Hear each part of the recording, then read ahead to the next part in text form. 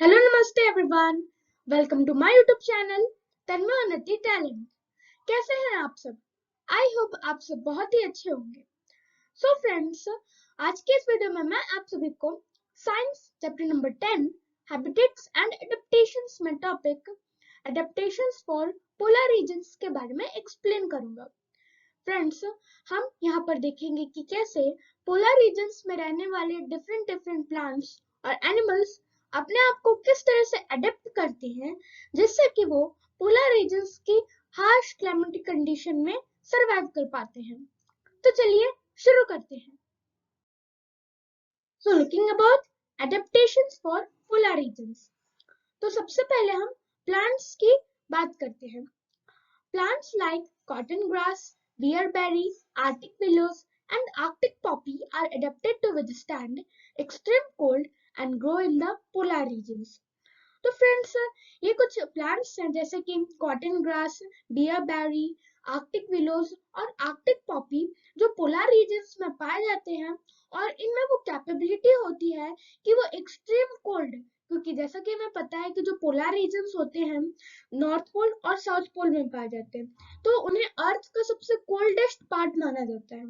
और in plants में वो कैपेबिलिटी होती है कि वो इस एक्सट्रीम कोल्ड को भी सहन कर सकें।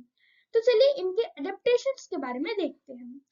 First of all, since plants need to breathe for their survival, they have adapted by producing needle-like leaves to let the snow that falls on them to slide off easily. These leaves are waxy to avoid the sticking of snow on them. तो friends, जैसा कि हम सभी को पता है कि जो पोलर रीजन्स होते हैं वहां पर बहुत ही ठंड रहती है, राइट, और बहुत ही स्नोफॉल होता रहता है और बहुत ही ऊंचे ऊंचे आइस के चट्टान होते हैं। तो क्योंकि प्लांट्स को यहाँ पर पोलर रीजन्स में भी ब्रीथ करने की जरूरत है, उन्हें भी फोटोसिंथेसिस प्रोसेस करना होता है।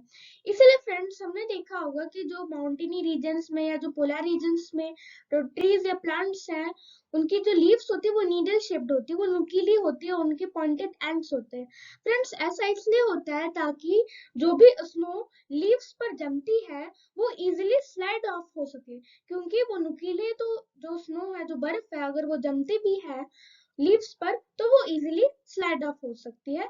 इसीलिए जो प्लांट्स और ट्रीज है जो माउंटेनी रीजन्स में, जो पोलर रीजन्स में पाए जाते हैं, उनकी जो लीव्स है वो नीडल शेप्ड की होती है, पॉइंटेड होती है एंड से।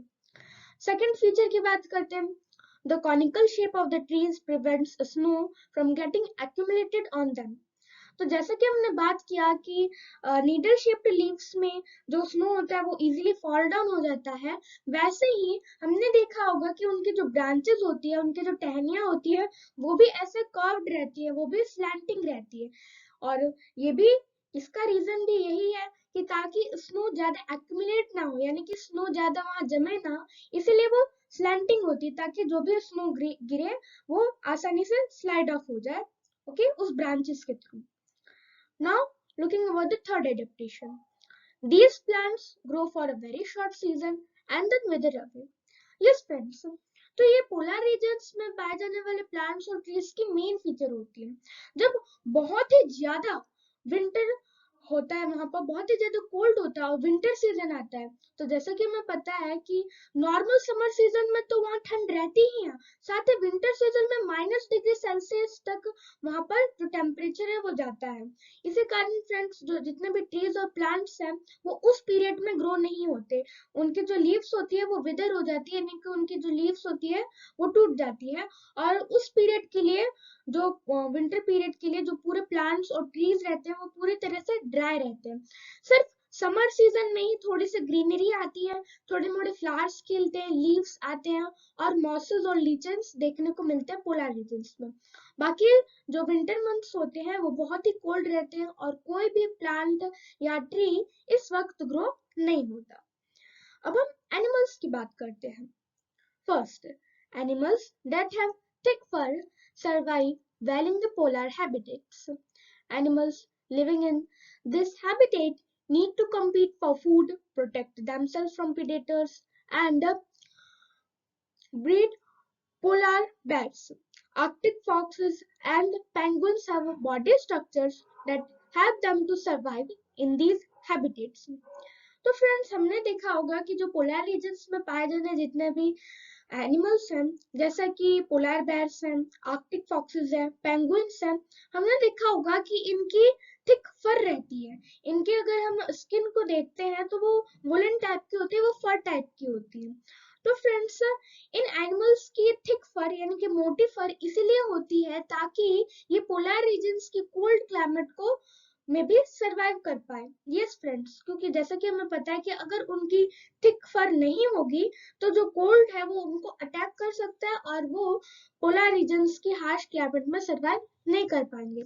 इसीलिए इनकी थिक फर होती है ताकि वो अपने आप को गर्म महसूस कर सके, उनके अंदर वार्मथ रहे, राइट फ्रेंड्स, और वो पोलर रीजन्स के कोल्ड से प्रोटेक्टेड रह सके। अब हम सेकंड फीचर की बात करते हैं। Polar bears have two thick layers of fur on their body and a layer of fat under their stomach. तो हम बात करते हैं जो पोलर बेयर्स होते हैं, पोलर बेयर्स के टू लेयर ऑफ फैट होते हैं, two thick layer of fat होते हैं उनके बॉडी के बिलो। यस फ्रेंड्स, जो ये फैट्स होते हैं फ्रेंड्स, ये अपने जो पोलर बेयर्स हैं, ये फैट्स वो अपने फूड से ऑब्टेन करते हैं। जो भी फूड वो खाते हैं वो फैट के रूप में इनकी लेयर बनती है, बॉडी के नीचे इनकी लेयर बनती है फैट के रूप में। और फ्रेंड्स न्यूट्रिएंट्स के साथ साथ ये जो फैट है ये इन्हें गर्मी भी प्रोवाइड करता है, इन्हें अंदर से वार्म रखता है ताकि ये पोलर रीजन्स में सरवाइव कर पाए। Now looking about the third adaptation, they are well insulated and move slowly and rest often to avoid getting overheated. Yes friends, ये इनकी मेन फीचर होती है। जनरली फ्रेंड्स ये इंसुलेटेड रहते हैं। इंसुलेटेड यानी कि जैसा कि हमें पता है इनकी थिक फर होती है, इनकी लेयर्स ऑफ फैट रहती है, तो जिससे ये प्रोटेक्टेड रहते हैं, ये एकदम अंदर से गर्म रहते हैं, वार्मथ रहते हैं, राइट। तो इस तरह से ये इंसुलेटेड है, यानी कि वो पोलर रीजन्स की कोल्ड क्लाइमेट से बचे हुए हैं। और फ्रेंड्स ये जितने भी जो एनिमल्स होते हैं ये बहुत ही कम मूव करते हैं और बहुत ही ज्यादा रेस्ट करते हैं अपनी लाइफ में। फ्रेंड्स ऐसा इसलिए होता है क्योंकि पोलर रीजन्स में बहुत ही कम फूड मिलता है और वहां पर अगर ये सब एनिमल्स ज्यादा मूवमेंट करेंगे तो वो अपनी एनर्जी को लूज कर रहे हैं, और अगर एनर्जी लूज कर रहे हैं तो फिर उनको फूड भी आसानी से नहीं मिल रहा। इसी तरह से तो पोलर रीजन्स में इनके लिए सरवाइव करना तो डिफिकल्ट रह जाएगा, इसीलिए बहुत ही कम मूव करते हैं और बहुत ही ज्यादा रेस्ट करते हैं ताकि ये पोलर रीजन्स में सरवाइव कर पाए और ओवरहीटेड ना हो। Now talking about the fourth adaptation. Birds that live in these habitats cannot cope during extreme climatic conditions and migrate to other countries. They return when the climate is moderate or suitable for them to live there. तो friends अगर हम बात करते हैं birds की जो polar regions में पाए जाते हैं, तो क्योंकि जो बर्ड्स होती है वो एनिमल्स से कंपैरेटिवली स्मॉलर क्रिएचर्स होती हैं, तो वो पोलर रीजन्स के extreme climatic condition specially winter season में सरवाइव नहीं कर सकती। इसीलिए फ्रेंड्स उस हार्श क्लाइमेट से बचने के लिए वो विंटर सीजन में दूसरे कंट्रीज में माइग्रेट कर जाती हैं और इस प्रोसेस को कहते हैं माइग्रेशन। यस फ्रेंड्स, वो लॉन्ग डिस्टेंस अपने विंग्स से फ्लाई करके अदर कंट्रीज में जाती हैं ताकि उन्हें सुटेबल क्लाइमेट मिल सके और वो वहां पर रिप्रोडक्शन कर सके। और फिर जब पोलर रीजन्स में क्लाइमेट सुटेबल हो जाता है, जब समर सीजन आ जाता है, तो वो फिर से अपने घर पोलर रीजन्स में चली जाती है। तो ये ऐसे कंटिन्यूअस साइकिल चलते रहता है सीजन्स का, और जो पोलर रीजन्स में पाए जाने वाले बर्ड्स है उनके माइग्रेशन का, तो ये कंटिन्यूअस साइकिल चलता रहता है। विंटर सीजन में वो माइग्रेशन करती है और समर सीजन में बैक वो अपने पोलर रीजन्स में चली जाती है। वन सच एग्जांपल जो हम अपने इंडिया में देख सकते हैं दैट इज साइबेरियन क्रेन। जो साइबेरियन क्रेन होती है वो विंटर सीजन में साइबेरिया से इंडिया आ जाती है एंड जनरली वो राजस्थान के पार्ट में आती है एंड स्टेज इन राजस्थान, और जब समर सीजन आ जाता है तो वो बैक अपने प्लेस साइबेरिया में चली जाती है, वो माइग्रेट कर जाती है। तो फ्रेंड्स ये एक पर्टिकुलर साइकिल होता है जो पोलर रीजन में पाए जाने वाले बर्ड्स फॉलो करते हैं। Fifth, Penguins have a thick skin and a lot of fat to protect their body from the cold. You may have seen pictures of penguins huddled together. This is to keep themselves warm. Their bodies are streamlined and they have webbed feet, making them good swimmers. तो friends हमने देखा होगा कि जो penguin की जो thick skin है, जो पेंगुइन की स्किन है वो बहुत ही थिक होती है, वो बहुत ही मोटी होती है और स्पॉन्जी होती है, राइट। और हम बात करते हैं और उस जो थिक स्किन है उसमें बहुत सारा फैट स्टोर्ड रहता है, और वो फैट इसलिए स्टोर्ड रहता है ताकि वो पोलर रीजन्स में एनर्जी को गेन कर सके ज्यादा से ज्यादा। और हमने सेकंड पॉइंट जो मेन पॉइंट है वो भी नोटिस किया होगा पिक्चर्स, जनरली इन पिक्चर्स, कि हम देखते हैं जितने भी पेंगुइन्स होते हैं जो पोलर रीजन्स में होते हैं वो एक साथ हडल्ड रहते हैं, यानी एक साथ चिपके चिपके रहते हैं, और उनका पूरा ग्रुप रहता है जो बहुत ही पास पास क्लोज रहता है। यस फ्रेंड्स, वो ऐसा इसलिए करते हैं ताकि वो विंटर सीजन में अपने आप को वार्म रख सके, अपने आप को गर्म रख सके, क्योंकि अगर एक दूसरे से चिपक के रहते हैं तो हमको गर्मी लगती है। वैसे ही जो पेंगुइन्स होते हैं वो एक दूसरे से चिपक कर रहते हैं ताकि उन्हें गर्माहट मिल सके पोलर रीजन्स में। और हमने उनकी बॉडी जो देखी होगी वो स्ट्रीमलाइन शेप की होती है, यानी कि वो बोट शेप्ड होती है। हमने देखा होगा कि उनकी विंग्स होती हैं, 2 विंग्स होती हैं, अ पेयर ऑफ विंग्स, जो बोट के स्ट्रक्चर की तरह रिसेंबल करती है। तो फ्रेंड्स, जिन एनिमल्स की स्ट्रीमलाइन शेप होती है वो गुड स्विमर्स होते हैं, यानी कि वो अच्छे से स्विम कर सकते हैं। साथ ही उनकी वेब्ड फीट रहती है, यानी कि उनकी जो फीट रहती है वो प्लेन रहती है और लार्ज सरफेस एरिया कवर करती है, जिससे कि वो स्नो में, पोलर रीजन्स के स्नो में आसानी से अपना मूवमेंट कर सकते हैं, आसानी से वॉक कर सकते हैं और स्विम भी कर सकते हैं।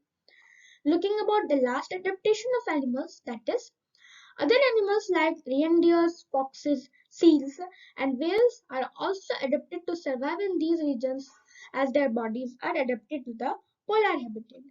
तो फ्रेंड्स, बाकी सारे एनिमल्स की बात करते हैं जो पोलर रीजन्स में पाए जाते हैं, जैसे कि रेनडियर्स हैं, फॉक्सेस हैं, सील्स और वेल्स हैं।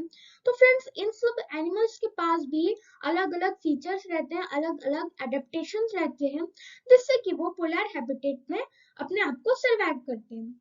तो फ्रेंड्स, ये थे adaptations of plants and animals which they follow in polar regions. So I hope आप सभी को ये टॉपिक क्लियरली समझ में आया होगा, और अगर आप सभी को ये वीडियो अच्छा लगे तो इसे प्लीज प्लीज लाइक करें, शेयर करें, कमेंट करें, और चैनल पर नए हैं तो चैनल को सब्सक्राइब करना ना भूलें। मिलते हैं नेक्स्ट वीडियो में एक नए टॉपिक के साथ। Thank you and have a nice day ahead.